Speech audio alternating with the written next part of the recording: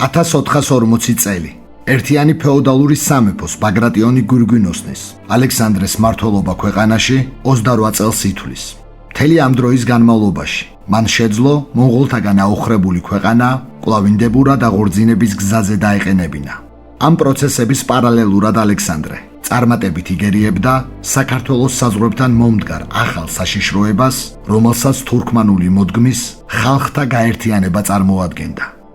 1440 წლის 27 მარტის დილას იმჟამინდელი ქართველები მზის ამოსვლას სულ სხვანაირად ელოდნენ, რამე თუ თენდებოდა აღდგომა დღე ქრისტეს სიკვდილზე გამარჯვებისა.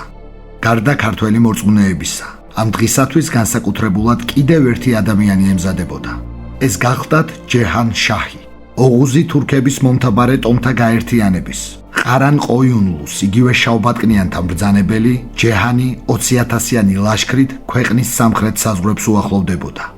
შავბატკნიან თურქმანთა ბელადი შეგნებულად შერჩეულ თარიღში ომის დასაწყებად მდინარეების ხრამის და ჭივჭავას ხეობას მიადგა. იგი დაჟინებით უცხერდა ორ მდინარეს შორის მაღალ კონცხზე აღმართულ დასახლებას. ეს გახლდათ გურჯების სანაკებო ციხე-ქალაქი სამშვილდე. ჯეჰან შაჰის ამღვრეულ თვალებში კი ერთადერთი სურვილი, რისი ამოკითხვაც შეიძლებოდა, ქალაქის პირწმინდად შემოსვრა და მოსახლეობის ამოწყვეტა იყო.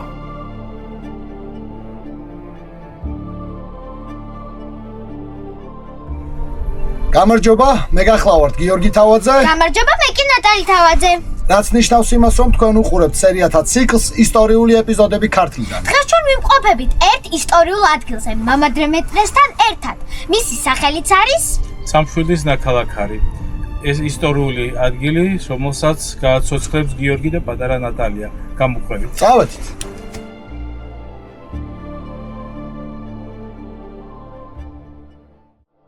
როგორც უკვე სერიის პროლოგში მოისმინეთ, დღევანდელ სიუჟეტში საუბარი გვექნება უძველეს ქართულ ციხე-ქალაქ სამშვილდეზე. საბედნიეროდ მასთან დაკავშირებით ჩვენამდე მოღწეულ ისტორიულ წყაროებში საკმაოდ ვრცელი ინფორმაცია მოიპოვება.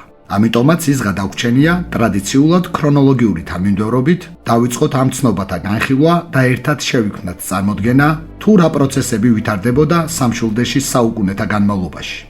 მე-11 საუკუნეში მოღვაწე ქართველი სასულიერო პირი, მწერალი და ისტორიკოსი ლეონტი მროველი წერდა ასეთ რამეს: ქართლოს აღაშენა ციხე ორბისა, რომელსა აც ჰქვიან სამშვილდე.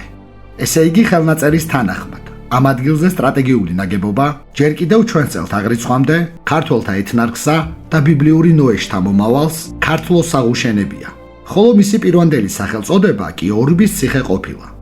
ლეონტი მროველი ასევე გვაწვდის ცნობას ძველი წელთაღრიცხვით მე-4 საუკუნეში ალექსანდრე მაკედონელის ლაშქრობის შესახებ.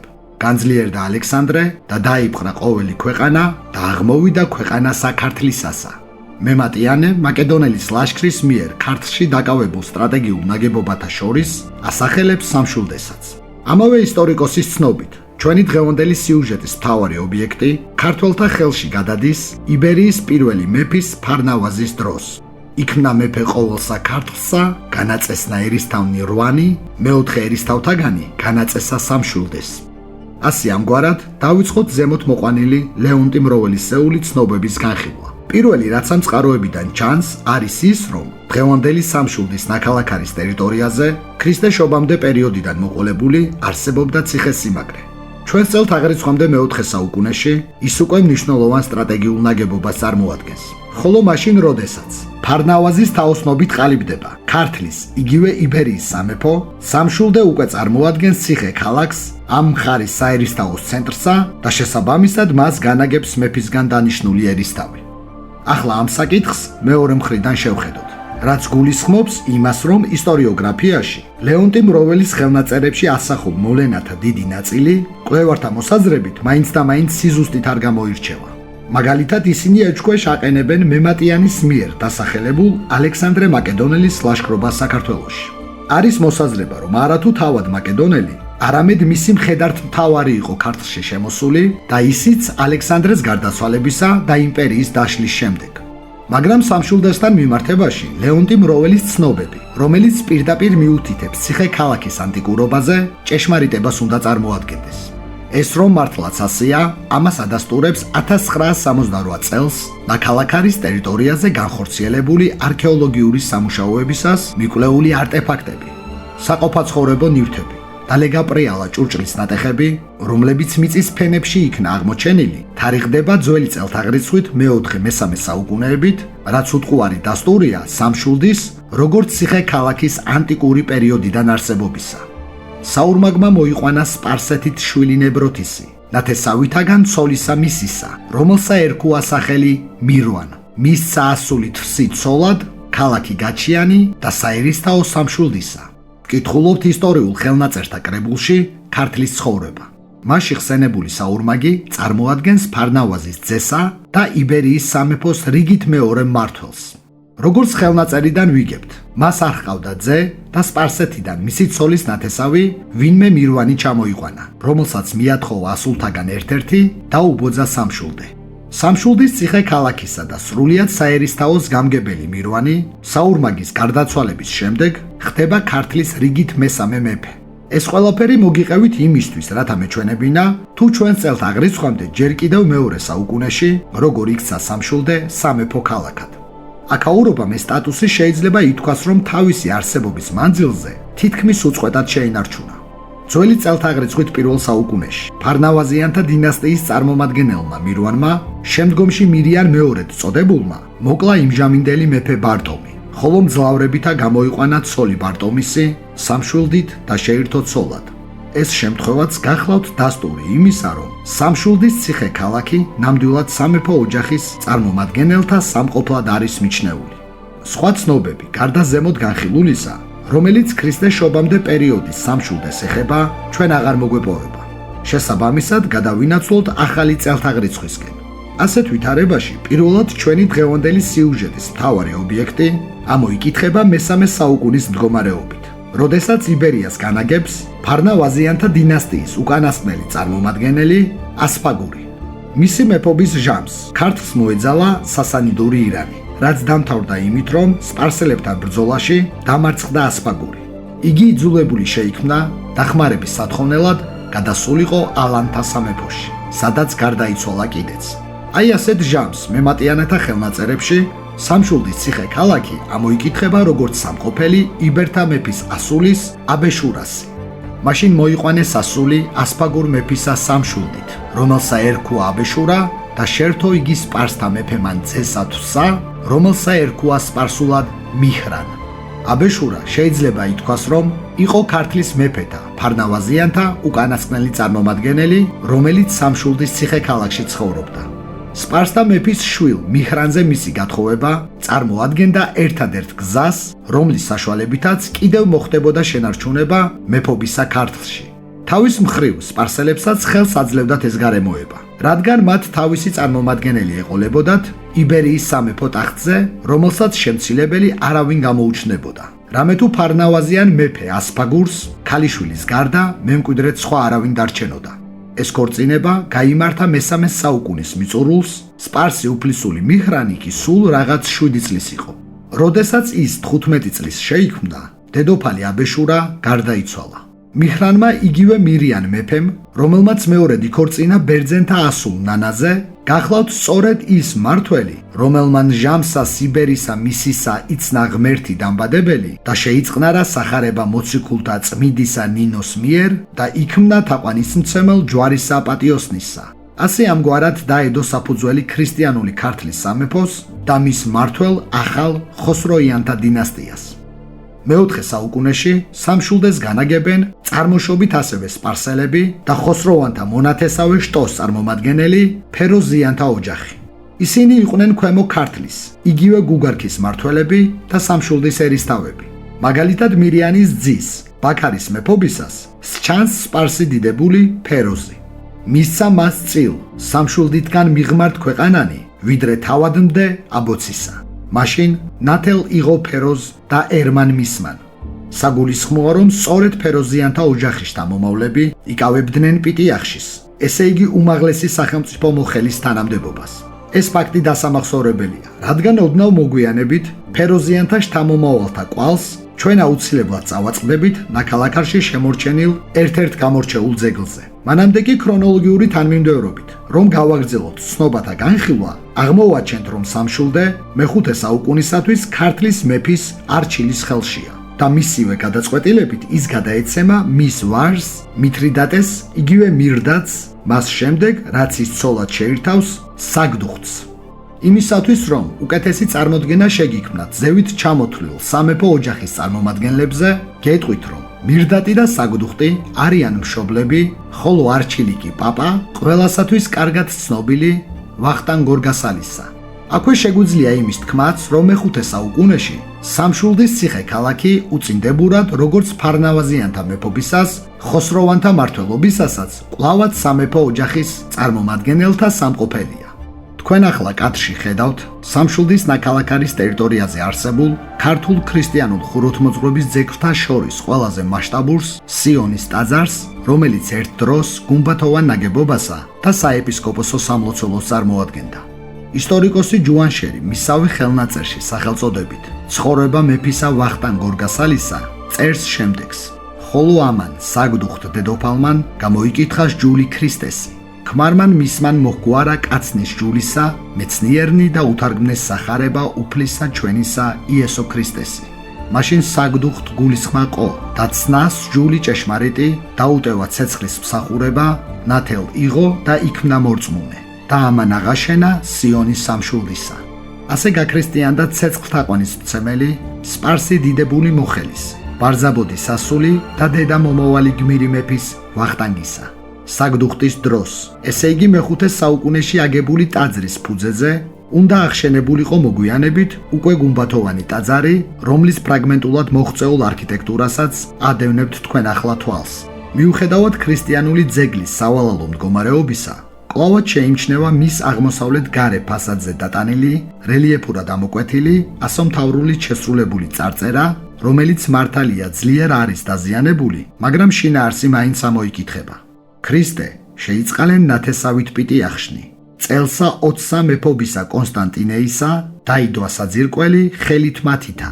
იწყო ამის ტოვისა შენებაი ვარას ბაკურ, შეისუენა და მის უკან იოვანე ისრაფთის. აესრულა იგიცა. იქნა სრულად აღშენება წმიდისა ამის ეკლესიისაი და სტოვათა წელსა მესამესა ლეონ მეფისა.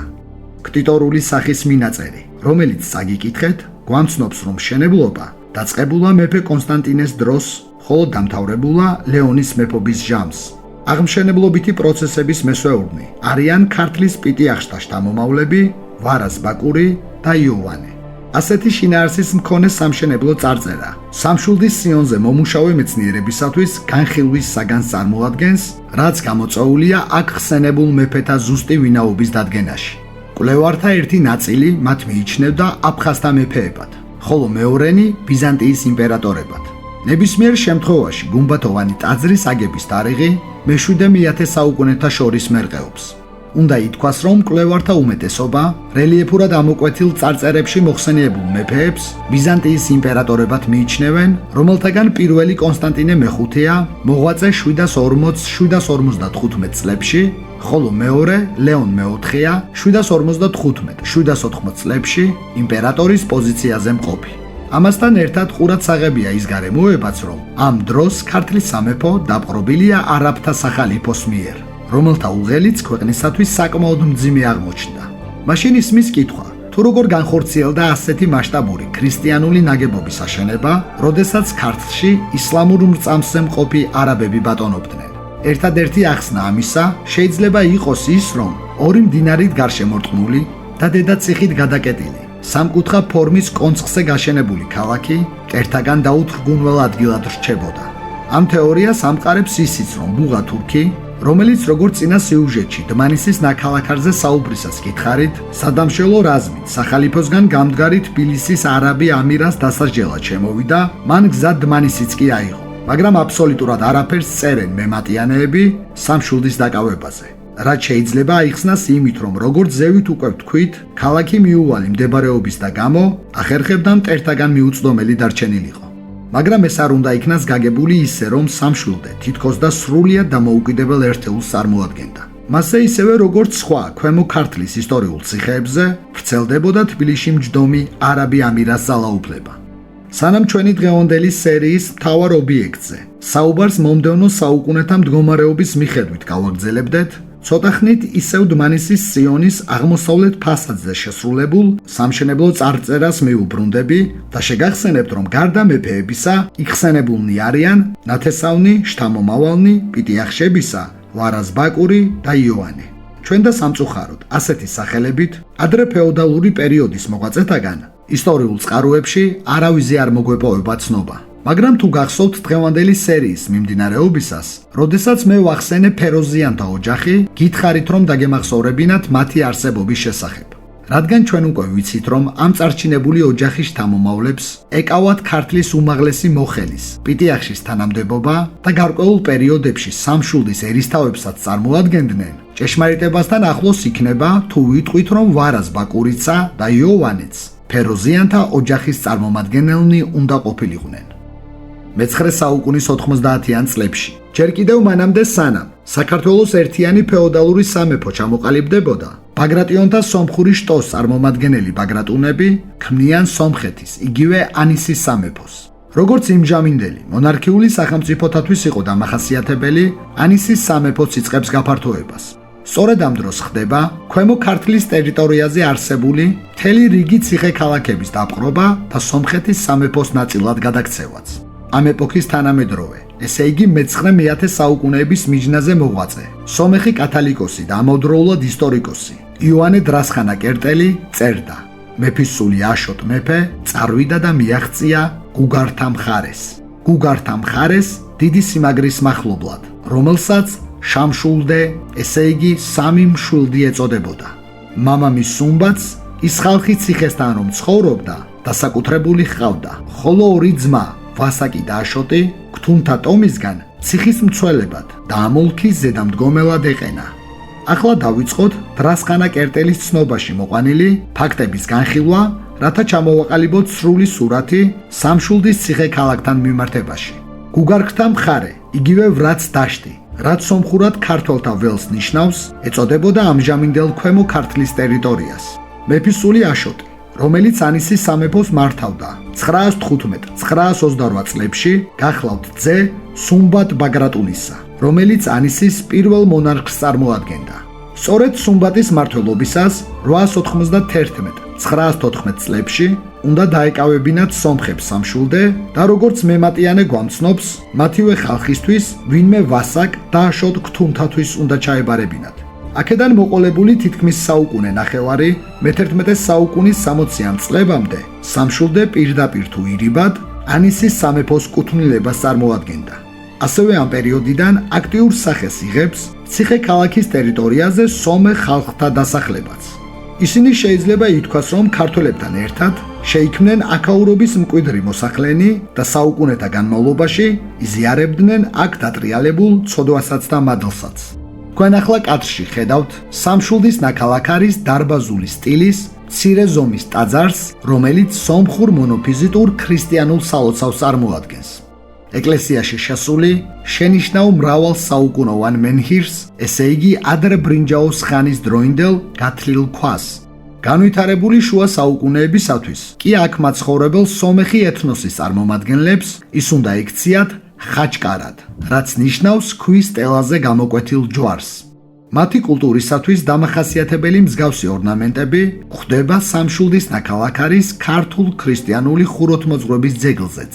მაგალითად, დასახლების ცენტრალურ უბანში მდგომ დარბაზული ტაძრის საკურთხეველშიც.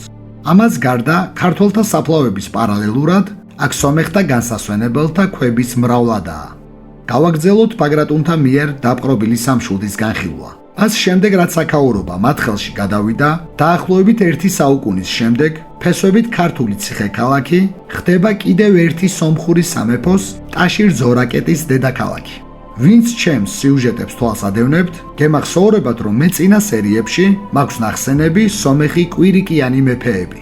ისინი რეალურად ანისის მმართველ ბაგრატუნთა გვერდითა შტოსა და მათსავე ვასალებს წარმოადგენდნენ. ტაშირ ზორაკეტის სამეფო, მოკლედ რომ თქვათ, ანისის მორჩილებაში იყო. ხოლო მისი დაარსების არსი მდგომარეობდა იმაში, რომ აქ მჯდომ კვირიკიან მეფეებს ძალაუფლების სანაცვლოდ უნდა უზრუნველყოთ სომხეთის ჩრდილო საზღვრების გამაგრება. ამასთან ერთად, საჭიროების შემთხვევაში უნდა ყოფილიყო დასაყრდენი ქართულ სამეფო სამთავროებთან წინააღმდეგ ბრძოლაში. ყველაფერი დამთავრდა იმით, რომ 1045 წელს ბიზანტიის იმპერატორის კონსტანტინე მეცხრეს მიერ გაგიკ მეორე ბაგრატუნის დატყვევებით წერტილი ჯერ ანისის სამეფოს დაესვა, ხოლო მოგვიანებით, კერძოდ კი 1065 წელს ერთიანი ფეოდალური საქართველოს მონარქმა ბაგრატ მეოთხემ კვირიკიან მეფეთა ბატონობა სამშვილდეში საბოლოოდ აღკვეთა. ბაგრატი დღევანდელი სიუჟეტის მთავარ ობიექტს საკმაოდ საინტერესო ვითარებაში იბრუნებს.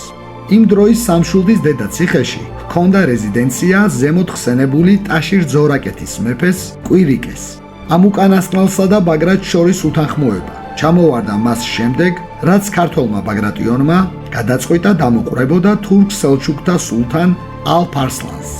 მართალია საქართველოში რამოდენიმეჯერ შემოჭრილ სელჩუკთა მეთაურს ბაგრატისა და კვირიკეც ერთიანი ძალებით წინათ არაერთხელ იყვნენ შებრძოლებულნი, მაგრამ როგორც ჩანს, მე-11 საუკუნის 60-იანი წლებისთვის ბაგრატი ალფ-არსლანთან სამშვიდობო მოლაპარაკებაზე მიდის. შეთანხმების საფუძველზე კავშირის გასამყარებლად იგეგმება იმ დროისათვის მიღებული მეთოდი დამოყრება. ესე იგი ალფ-არსლანი უნდა გამხდარიყო სიძე ბაგრატის.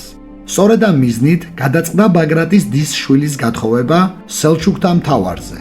თავის მხრივ ბაგრატის დისშვილი იყო ასულის სომეხთა მეფის კვირიკეს ძმისა. მიუხედავად ქართველთა მონარქის დაჟინებული მოთხოვნისა, კვირიკიანთა ოჯახი უარს აცხადებდა ქალის ალფ-არსლანისათვის გადაცემაზე. აი ეს გახდა მიზეზი ბაგრატისა და კვირიკეს დაპირისპირებისა. შეიძლება იმის ვარაუდიც, რომ ეს უბრალოდ ქართველთა მეფისათვის საბაბს წარმოადგენდა სომეხთა მეფეზე გასალაშქრებლად და მისი სამეფოსათვის ისტორიული ციხესიმაგრის დასაბრუნებლად. ბაგრატი საკმაოდ ჭკვიანურად იქცევა.